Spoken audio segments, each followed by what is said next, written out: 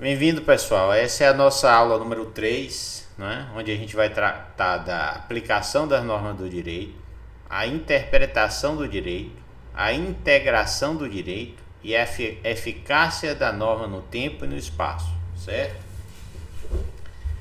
Então, o que é que acontece com o direito? O direito ele tem que ser aplicado no tempo e no espaço. E, eventualmente, vai existir conflitos de normas, não é? Para saber qual é a norma que vai ser aplicada, a norma atual ou a revogada. Existem efeitos retroativos, existem efeitos extrativos da norma revogada. E como é que se interpreta a norma? Quais são as ferramentas que a gente tem para interpretar a norma a ser aplicada? Então, tudo isso a gente vai ver dentro da ciência jurídica, na nossa aula de direito público e direito privado, certo? Então, a aplicação do norma de direito sempre foi um desafio, né? Que é fundamentação. Quando você vai aplicar uma norma, você vai fazer um raciocínio jurídico, escolhendo e afunilando o sistema jurídico até encontrar a norma que se aplique ao caso concreto, não é? Então, nosso ordenamento jurídico tem um conjunto de normas aplicáveis, né?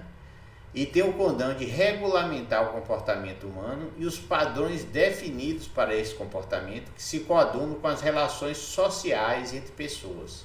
E a partir de então passa a constituir a chamada norma jurídica.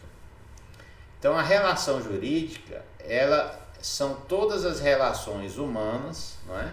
Que pode ser uma relação jurídica interpessoal, a relação jurídica sujeito-ativo, sujeito-passivo, ou uma relação jurídica de uma pessoa para com uma coisa, que é a relação de propriedade, não é?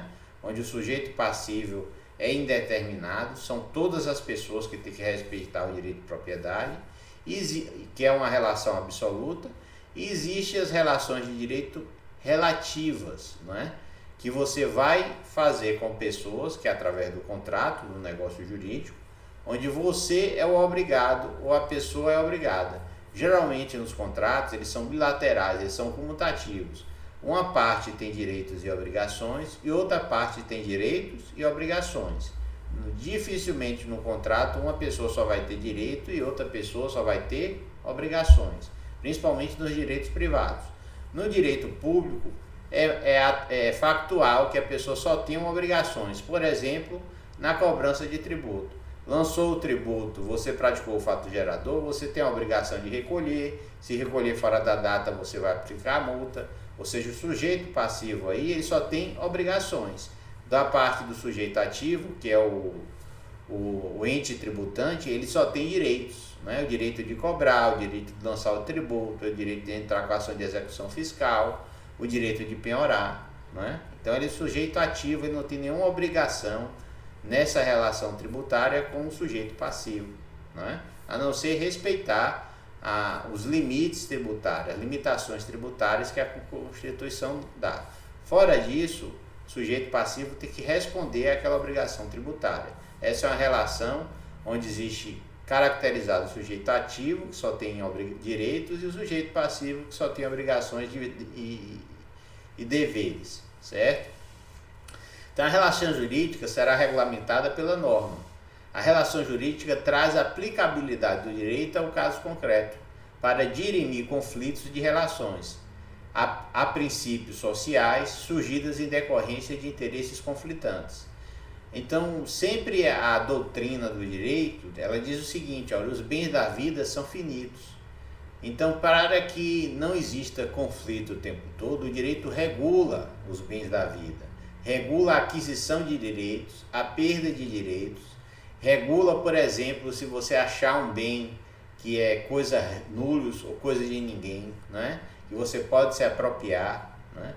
Se for um bem imóvel, aí você tem que passar a usar esse bem, ou seja, usucapiar esse bem para se transformar num direito originário, desde que aquele bem seja usucapível, ou seja, que não seja da União, do Estado, do município, seja um bem privado, um lote privado ou um imóvel, né?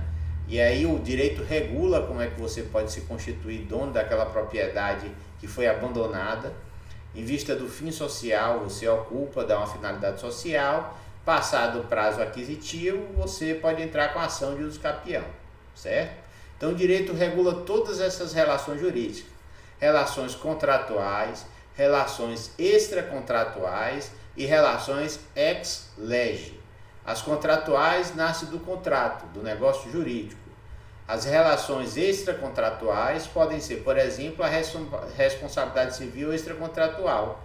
Você não tinha relação nenhuma com aquele sujeito, mas como você abarrou o carro, você avançou o sinal e você descumpriu a ordem de parada, você é responsável porque descumpriu a legislação de trânsito, logo você agiu com, no mínimo, culpa, e você vai ser responsável por ressarcir aquele prejuízo de ter acertado o carro de outro transeunte, né?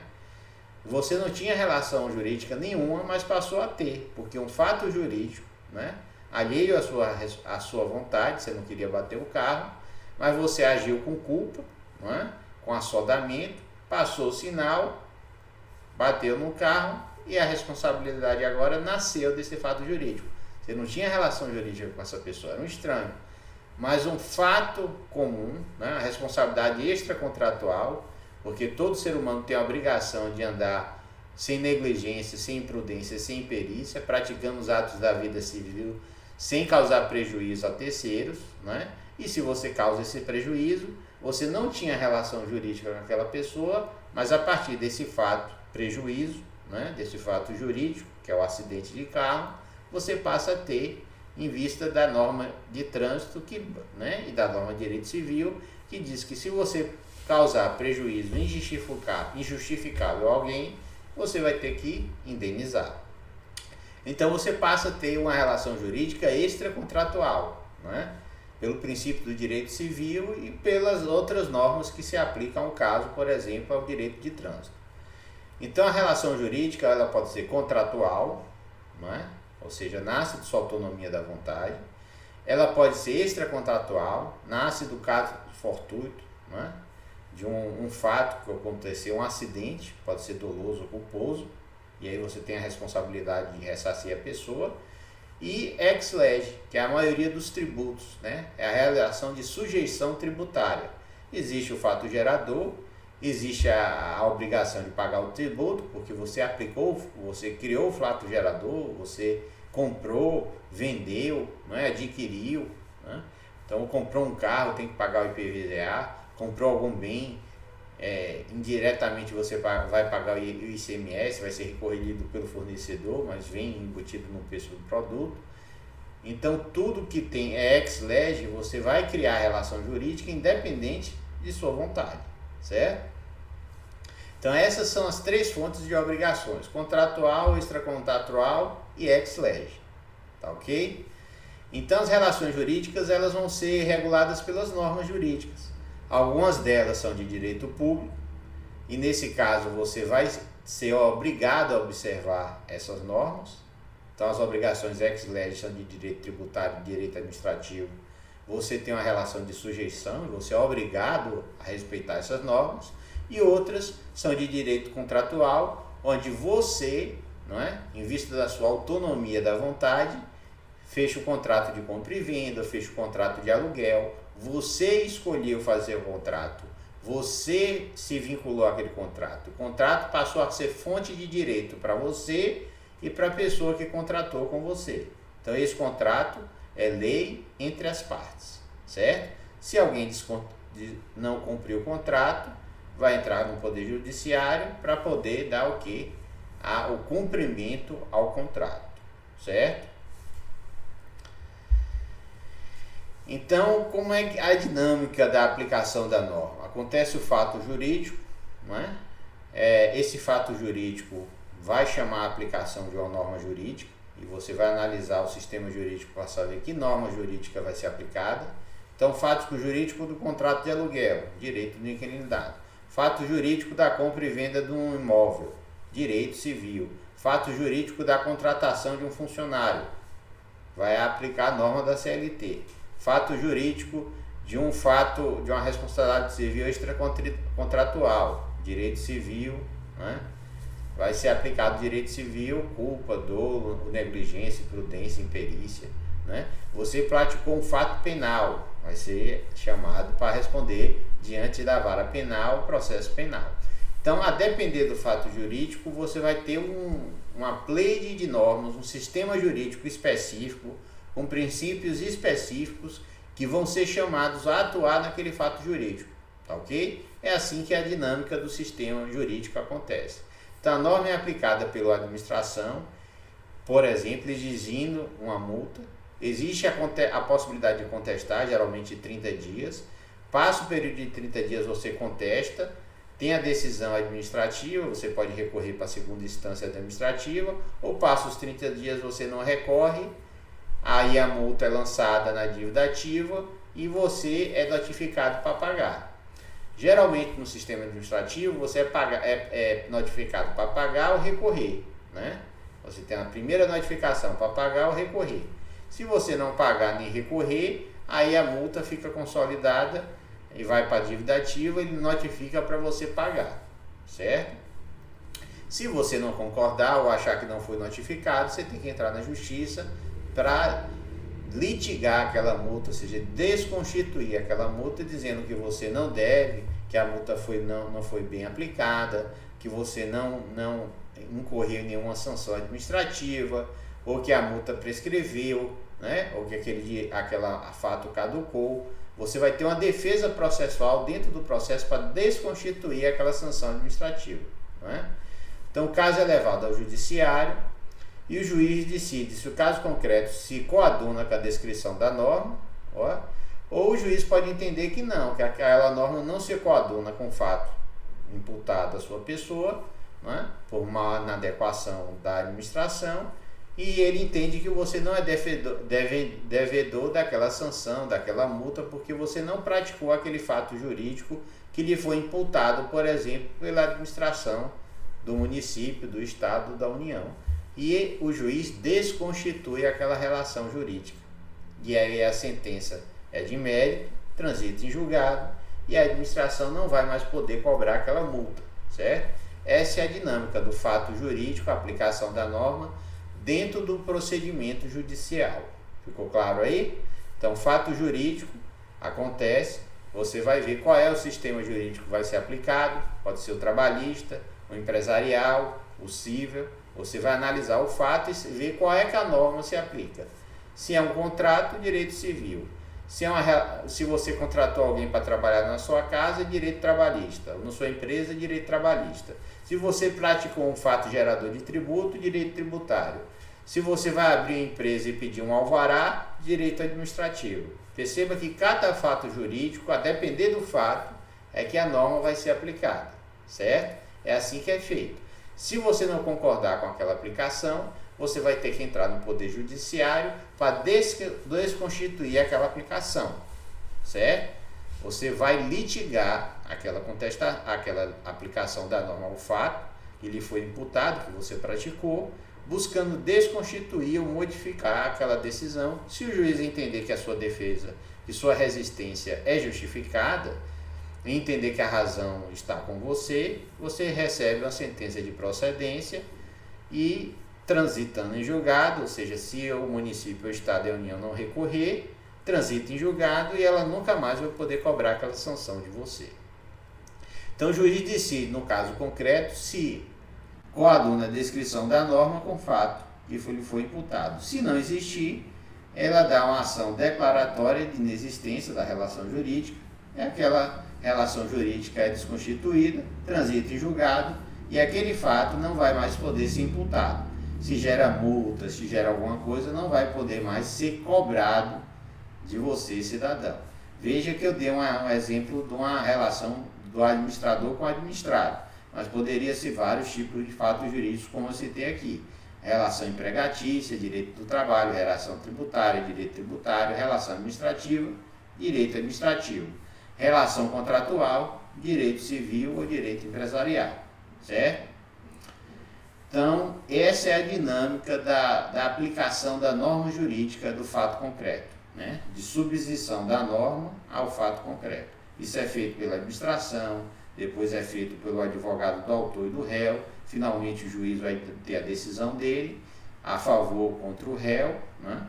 E e vai ter o recurso sendo procedente ou improcedente, a ação transita em julgado, e aquilo ali forma coisa julgada, e aquele assunto não vai poder mais ser discutido.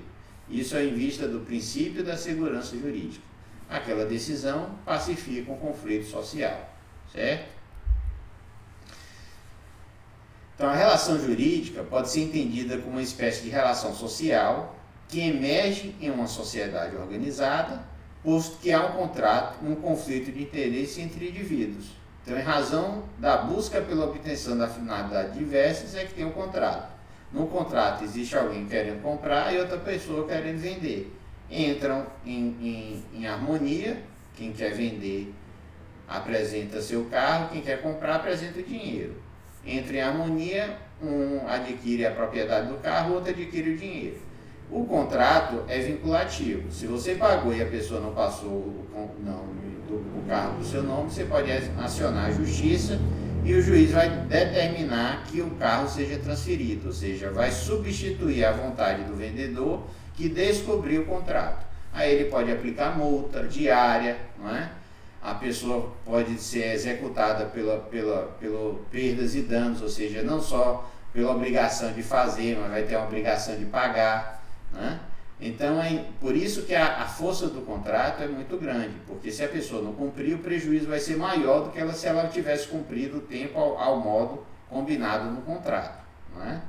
Por isso que tem uma frase que diz que o combinado não sai caro. É melhor cumprir um contrato, mesmo que você se arrependa, do que ter a resistência ao contrato que você assinou e você se vinculou. O prejuízo, de regra, é maior, certo? Então, diante desse contexto, podemos conceituar a relação jurídica como uma relação intersubjetiva entre sujeito jurídico, denominado ativo e passivo, que se vincula juridicamente a um objeto, né? Então, no contrato de compra e venda, vai ter uma pessoa que vai estar comprando, outra pessoa que vai estar vendendo. Quem está vendendo tem a obrigação de passar a propriedade do bem. Quem está comprando tem a obrigação de passar os valores financeiros, através de cheque, nota promissória, dinheiro à vista, PIX, transferência bancária, parcelamento no cartão. Essa é a forma de pagamento. Mas a obrigação é sua, certo? A forma que você vai pagar está no contrato. Se você não conseguir pagar de um jeito, você pode entrar em acordo e pagar de outro jeito, né? As pessoas que querem contratar, geralmente elas querem finalizar o contrato. Elas querem organizar. O contrato é um meio de produção de riqueza e não produção de confusão, de desgaste, de conflito. Entenda que o contrato, em 99% das vezes, ele vai gerar riqueza, transferência de bens, de propriedade, de valores. Então, o contrato é um benefício social. O contrato vale entre as partes, é uma garantia para que as pessoas possam vender, comprar, não é? Comprar sua casa, transferir, titular, saber que tudo vai ser feito da forma mais correta possível. Tudo isso é feito para quê? Para que o contrato gere riqueza, não é? Então, o contrato é um meio de transferir bens, valores e serviços, produzindo riqueza para a sociedade, certo? Ele vincula as pessoas através de sua livre vontade de se vincular. Uma vez vinculado, o contrato é lei entre as partes. E se você não cumprir, a pessoa pode entrar no judiciário e vai fazer o sujeito passivo cumprir. Lembrando que tem o princípio jurídico de exceção do contrato não cumprido. Ou seja, você só pode exigir que a pessoa cumpra a parte dela se você cumpriu a sua. Por exemplo, você pagou o valor do carro, pronto. Ela tem a obrigação de transferir. Agora, se você não pagou o carro, né, e você se colocou como a pessoa que primeiro tem que pagar, você paga e depois ela tem a obrigação de transferir o bem, certo? Mas o contrato pode prever de forma diferente. Pode dizer o seguinte, ela tem a obrigação de transferir, depois eu tenho uma obrigação de pagar. Se o contrato prevê isso, essa é a ordem do contrato. E aí você pode exigir que ela entregue o bem para depois você depositar o valor. Por quê? Porque está no contrato. Mas, regra geral, essa transação é simultânea. Transfere-se o valor, transfere-se o bem. Automático. É no mesmo dia ou um dia depois, não é? As pessoas fazem essa situação o mais próximo possível, para que naquele momento ali que as pessoas têm interesse de cumprir os contratos, aconteça de uma forma imediata e rápida, para que não fique pendência, que não fique coisas a serem resolvidas e feitas a posteriori, certo? Então a pessoa passa o dinheiro, a pessoa vai no Detran, passa o carro para um outro, DPVAT, né? Ou DUT, quer dizer, ou se for um bem imóvel, vai e faz a transcrição na transcrição de imóveis e transfere o imóvel para o bem da pessoa, né? Então, as partes utilizam o contrato para poder alcançar seus objetivos. Um quer comprar, outro quer vender, né? Ou prestar serviço. Então, o contrato é fruto de geração de riqueza e dinamiza a sociedade, certo? Então, o conceito de relação jurídica é um elemento fundamental. Quais são os elementos da relação jurídica? O sujeito ativo, o sujeito passivo, o vínculo atributivo ou vínculo jurídico, que advém do contrato, e, por fim, o objeto, que é a razão de ser do vínculo constituído. Então, o contrato de compra e venda, o objeto é o contrato de compra e venda. Parte, para quem está comprando, o objeto principal é o bem. E para quem está vendendo, o objeto principal é o dinheiro, não é? Que ele está vendendo o bem. Essas vontades se confluem, assinam um contrato, um assume a obrigação de transferir a propriedade do bem e o outro assume a obrigação de transferir os valores para pagamento do bem. Assinado o contrato, ele é lei entre as partes, certo? Então, os elementos de uma relação jurídica é sujeito ativo, sujeito passivo, não é? E aí, quem cumprir a obrigação primeiro vira o sujeito ativo e quem ficar por último para cumprir sua obrigação é o sujeito passivo. Na relação jurídica, geralmente é um devedor, por exemplo, na compra e venda, quem está comprando o bem tem a obrigação de passar o dinheiro. Quem está vendendo o bem tem a obrigação de transferir o automóvel ou o imóvel, né? Nessa obrigação, ele é o sujeito passivo e o outro é o sujeito ativo. Na obrigação de transferir o dinheiro, quem está vendendo o imóvel é o sujeito ativo. Ele tem o direito de cobrar o pagamento do valor, não é? E o outro é o sujeito passivo que tem a obrigação de transferir aqueles valores. Então essa posição dentro do contrato, ela vai variar, certo? Apenas em algumas relações, como que são relações tributárias, ex lege, é que um é só sujeito ativo e outro é só sujeito passivo. Os contratos comutativos, sempre existe um sujeito ativo e passivo, a depender da obrigação que cada um assumiu. Na obrigação de transferir o carro, o sujeito passivo é quem tem a obrigação de transferir o carro, o sujeito ativo é quem tem o direito de ter o carro transferido para o seu nome. Na obrigação de pagamento do valor do carro vendido, quem é o sujeito ativo? É a pessoa que tem o direito de receber o dinheiro. E quem é o sujeito passivo? É quem tem a obrigação de transferir o dinheiro. Veja que a pessoa que comprou e a pessoa que vendeu ocupam em cada uma das relações obrigacionais, ora a posição de sujeito ativo, ora a posição de sujeito passivo, certo? E o objeto do contrato é a compra e venda, o objeto imediato, né? É a compra e venda. Por quê? Porque a compra e venda tem as obrigações do sujeito ativo, tem as obrigações do sujeito passivo, tem as obrigações de transferência do bem, tem as obrigações de transferência dos valores. Então, o objeto é a compra e venda, não é? Você geralmente vai pensar no bem que está sendo vendido, o objeto é o carro. Não, o objeto é a compra e venda, certo? Então, as relações de direito privado, todas são iguais perante a lei, o contrato de direito privado. Então, fontes geradoras de relação jurídica privada, como a gente já havia dito. Existe o contrato, que é um negócio jurídico, às vezes compra e venda, casamento, é um contrato, né? Por fim, a gente tem a responsabilidade civil ou extracontratual, né? Que é a responsabilidade que nasce quando você existe um fato jurídico que faz com que você cause prejuízo em outro, né? De forma dolosa ou culposa, e aí você tem a obrigação de ressarcir.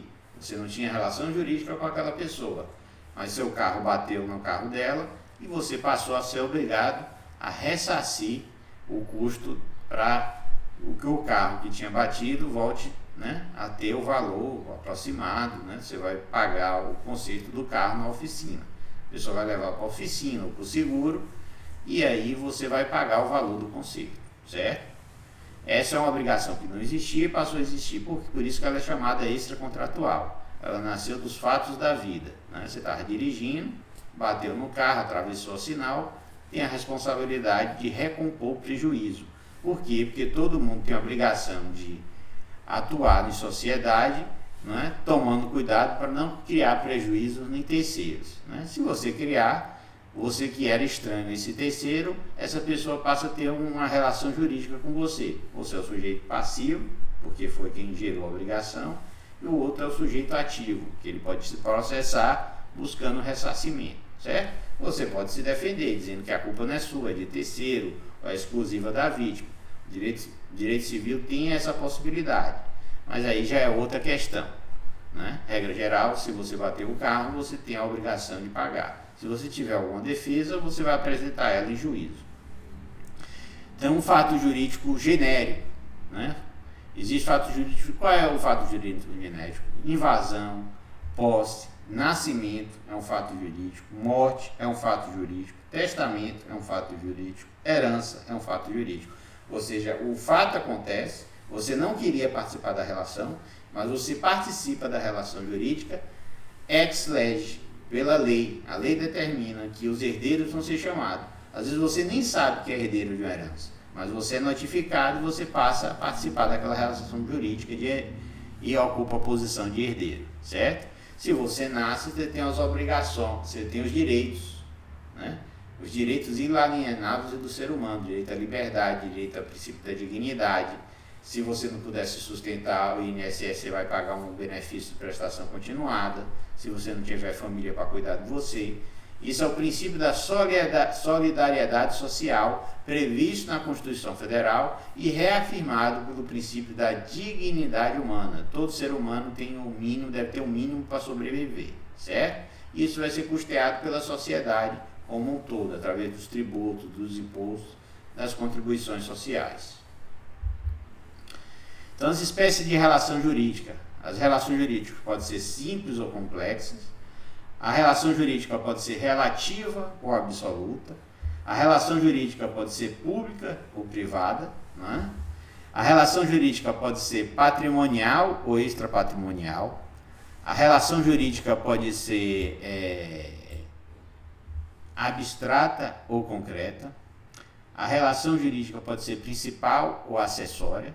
E, por fim, ela pode ser pessoal, real, obrigacional, e material ou processual, né? Que é a relação do processo. Então, vamos ver cada uma delas aqui. Uma relação jurídica pode ser simples ou complexa. O que é que a doutrina quer dizer com isso? No primeiro caso, quando há envolvimento de apenas duas pessoas, ou seja, sujeitos, em cada um da polo da relação. Só tem um sujeito ativo e um sujeito passivo. É uma relação simples. Já a complexa tem um envolvimento de mais de duas pessoas em uma ou ambos do polo da relação jurídica, ou seja, a relação jurídica do polo ativo e passivo, de um pode ter o ativo e do lado tem os vendedores de uma propriedade, ou seja, você comprou a propriedade de um condomínio. Existem vários coproprietários, você comprou de todos assinaram e todos têm a obrigação de passar a propriedade do bem para você. Se não passar, você aciona todos, né? Então, de um lado tem um sujeito ativo e do outro lado tem um sujeito passivo, com várias partes ocupando o sujeito passivo. Você comprou uma propriedade em condomínio. Essa é a relação simples ou complexa, certo? Que vai variar de acordo com o número de pessoas que está no lado ativo e no lado passivo. A relação jurídica ela pode ser chamada pela doutrina de relativa ou absoluta. Será relativa quando o sujeito passivo encontra-se determinado, ou seja, direito de crédito. Você sabe quem é o devedor e quem é o credor, não é? Você pega no banco, vai no banco, assume o crédito, pega o dinheiro, 30 dias depois começa a pagar as parcelas, durante 30 meses, né? Você tem o sujeito ativo, o sujeito passivo, que o contrato determina, né? Então essa é uma relação relativa, diz respeito ao credor, que é o banco, e ao devedor, que é a pessoa que pegou o dinheiro emprestado, certo? E absoluta quando o sujeito passivo é indeterminado. Por exemplo, os direitos personalíssimos. Eu tenho o meu nome, minha intimidade, minha personalidade. Todos têm que respeitar. Todos, né? Meu nome, minha intimidade, minha honra, minha boa fama. Qualquer pessoa que vulnerar meu direito a personalismo, direito à intimidade, direito à honra, à fama, meus direitos autorais, se eu produzir alguma obra, eu vou poder processar essa pessoa, porque o direito é personalíssimo e todo mundo é sujeito passivo. Quem vulnerar meu direito está sujeito a sofrer uma ação, certo? Ou uma responsabilização civil, que é em dinheiro, ou penal, que é um crime, tá ok? Então essas são as relações personalíssimas, que tem a ver com o sujeito, né? Uma universalidade de pessoas tem que respeitar meus direitos. Por quê? Porque a Constituição assim manda e a legislação infralegal repete a Constituição garantindo esses direitos, através do direito civil, do direito do trabalho, do direito administrativo, certo? Então, as relações personalíssimas, existe uma relação onde existe o sujeito passivo, ativo, e o sujeito passivo são todos, né? Todos têm que respeitar meu nome, minha boa fama, minha moral, assim como eu tenho que respeitar o nome, a boa fama e a moral. Eu não posso caluniar, difamar, injuriar as pessoas, ninguém pode me caluniar, difamar ou injuriar. Se fizer isso, eu posso entrar na justiça buscando uma indenização, a coibir essa pessoa através do pedido de indenização e a criminalização do seu ato, certo? As relações podem ser públicas ou privadas. As relações privadas são as relações da autonomia do direito privado. Ela tem por base o contrato, ou seja, a vontade da pessoa de se vincular. A pessoa tem a vontade de se vincular e de fechar um contrato de compra e venda, de aluguel, não é? Esses contratos podem se protrair no tempo, contrato de aluguel, eu pago todo mês, e todo mês eu estou usando a residência alugada, ou pode ser instantâneo, eu vou na casa, compro uma pizza e recebo, né?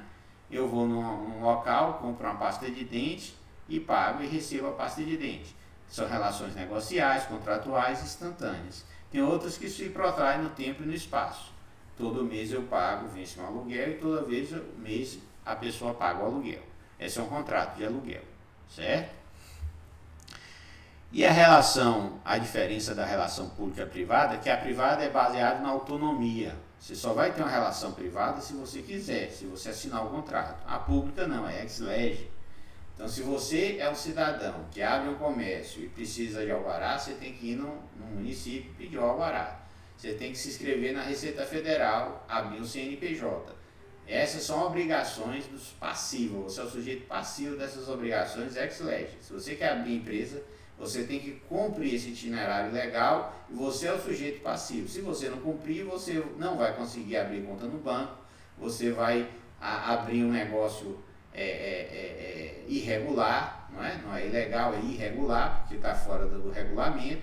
Você pode sofrer a sanção, você vai ter dificuldade para pagar os tributos, você pode receber uma multa pela administração tributária, municipal, estadual, federal, não é? Então você, quando vai abrir um comércio, você tem que uma série de regulações que você tem que cumprir para legalizar a sua atividade comercial, né? Abrir o CNPJ, pedir o alvará, alugar um ponto, né? Fazer a localização do seu ponto para as pessoas reconhecerem, né? E essas são relações de direito público, né? Então, por exemplo, se você está no trânsito, você tem o direito público do trânsito para obedecer. Se você mora na cidade, tem o direito municipal, das posturas municipais, do meio-fio, das obrigações do munícipe que tem perante o município, né? E que você vai ser obrigado a cumprir. Se você não cumprir, você vai ser multado e essa multa vai ser executada, escrita na dívida ativa e executada. Se for uma relação você e o fisco municipal, pelo fisco municipal.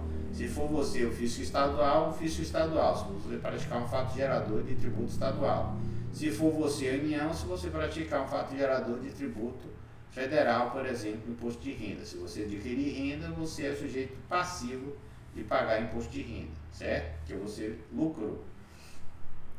Nas relações públicas, existem uma descontinuidade, ou seja, De um lado tem o Estado, que está em posição de superioridade, tem prerrogativas legais, e do lado está o cidadão.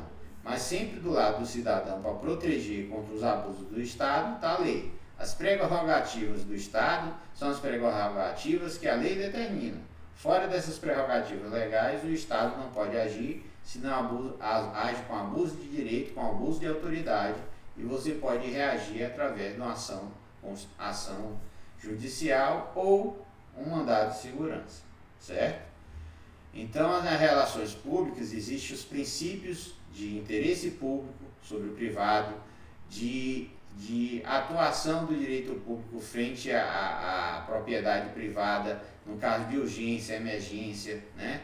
Existem algumas atividades que ele pode interferir, como ele pode tombar o seu patrimônio, ele pode desapropriar, mas aí exige prévia indenização. Então, nas relações de direito público, existe o princípio de supremacia do interesse público, que faz com que essa relação do direito público, o cidadão esteja num nível menor do que o Estado. Mas veja, as prerrogativas do Estado são prerrogativas legais. Ele só pode atuar com prerrogativas no limite que a lei prevê. Mais do que isso é abuso de direito, é abuso de poder. E aí você pode entrar com mandado de segurança. Nas relações privadas, a presunção é de igualdade. A presunção é que as duas pessoas que estão fechando aquele contrato, elas têm interesse de fechar o contrato, elas têm capacidade de ler o contrato, de avaliar o contrato e de fechar o contrato, certo? Essa é a presunção do direito privado, que não existe no direito público. No direito público existem as prerrogativas do administrador, que é a autotutela, a autoexecutoriedade, que não vai existir no direito privado. No direito público, algumas prerrogativas legais, que a gente vai ver mais para frente, que faz com que a relação no direito público seja desnivelada, ou seja, o município, o Estado, a União se colocam numa posição superior, porque ela está defendendo interesse público, interesse superior ao interesse individual.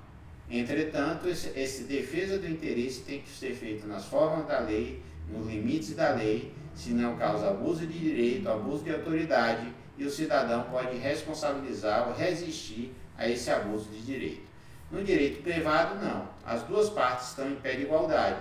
Tanto que nos assuntos privados, as normas são supletivas. Você é que vai fazer o contrato. Se você que deixar de normatizar, aí vem o direito civil, o direito empresarial suplementando esse contrato. Mas, regra geral, desde que seja legítimo, não seja imoral, não seja contra a lei, você pode contratualizar tudo no direito privado. E é fonte de lei entre as partes. Você quis contratualizar, a presunção é que você tinha capacidade de contratuar, você é maior de idade, você tem patrimônio próprio, você fez o contrato. Esse contrato só não vai valer se ele for abusivo, se ele for leonino, se ele for viciado. Aí já é outra questão. Mas o contrato valendo, sendo legítimo, você é obrigado a cumprir, porque você, dentro da sua autonomia de vontade, assinou o contrato, certo? Por fim, pessoal, tinha o patrimonial e a extrapatrimonial, né? Então, o vínculo formado entre os sujeitos e a prestação devida pelo objeto. Estamos tendo diversas formas ou espécies de relação jurídica. Podemos destacar a relação patrimonial e extrapatrimonial. Será patrimonial quando o objeto apresentar valor pecuniário, compra e venda, por exemplo. E extrapatrimonial quando o objeto não possui valor pecuniário, ou seja, ofensa à dignidade e à honra, né?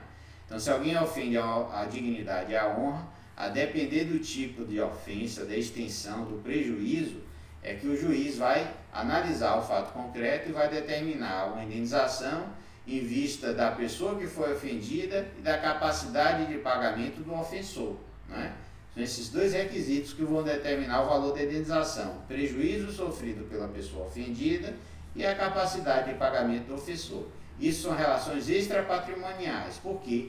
Porque minha honra, minha moral, meu bom nome não tem preço, só o meu patrimônio. Então, as relações patrimoniais é tudo que tem preço, são os bens, são os objetos de direito, a coisa, o patrimônio, os bens móveis e imóveis, são objetos de direito, eles têm valores patrimoniais. E tem relações extras patrimoniais. Por quê? Porque aí são personalíssimos, são da natureza do ser humano. Princípio da dignidade humana, princípio da personalidade, princípio da proteção da privacidade familiar, patrimonial, né, o sigilo bancário e profissional, o bom nome da pessoa, a boa fama, a honra. Se isso é atacado, ele não tem um valor pecuniário, mas um valor pecuniário determinado a título de sanção, mais do que a título de indenização, porque ele não tem valor, não é? Ele não tem um valor específico. Mas a depender da capacidade ofensiva do ofensor, da força que ele fez para te ofender ou para te prejudicar, o juiz vai aumentar ou diminuir a ação da indenização, levando em consideração a capacidade de pagamento do ofensor. Então esses direitos pessoais, morais, né, personalíssimos, eles são extra-patrimonial, porque eles não podem ser vendidos, comercializados, são bens fora do comércio. Eu não posso vender meu nome, certo? Eu não posso terceirizar meu nome, esse nome pertence a mim. Eu nasci com ele e vou morrer com ele, certo?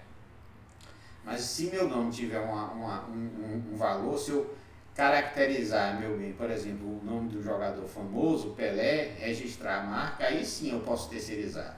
Mas, regra geral, eu não posso terceirizar meu nome para que outras pessoas usem, se passem por mim, né? Então, o nome, o que se caracteriza a pessoa, o nome familiar, o nome pessoal, o patronímio, são características personalíssimas que não têm valor patrimonial e que não podem ser transacionados. São bens fora do comércio. Agora, se você passa a ter um valor patrimonial, porque você é um ator profissional e seu nome vira uma marca e você registra essa marca, esta marca é que vai ser vendida, né? Os direitos de exploração dessa marca que você registrou é que você vai usar. Então, Pelé, o nome dele não é Pelé, né? É Edson Arantes do Nascimento, né? Esse é o nome dele. E isso ele não pode vender. Mas a marca Pelé, o apelido que ele criou, aí ele pode vender, certo? Ele vai vender o direito de exploração desse nome por um certo período, certo? Dessa marca que ele criou. Mas os direitos personalíssimos, os direitos familiares, os direitos de herança, não podem ser vendidos. Você não pode vender o direito de ser herdeiro. Entende isso? Então são direitos extrapatrimoniais, são coisas fora do comércio, certo? E os bens, objetos móveis ou imóveis, eles são comerciáveis, né? Bens móveis e imóveis. São bens que têm um vínculo de sujeição jurídica, são coisas, né?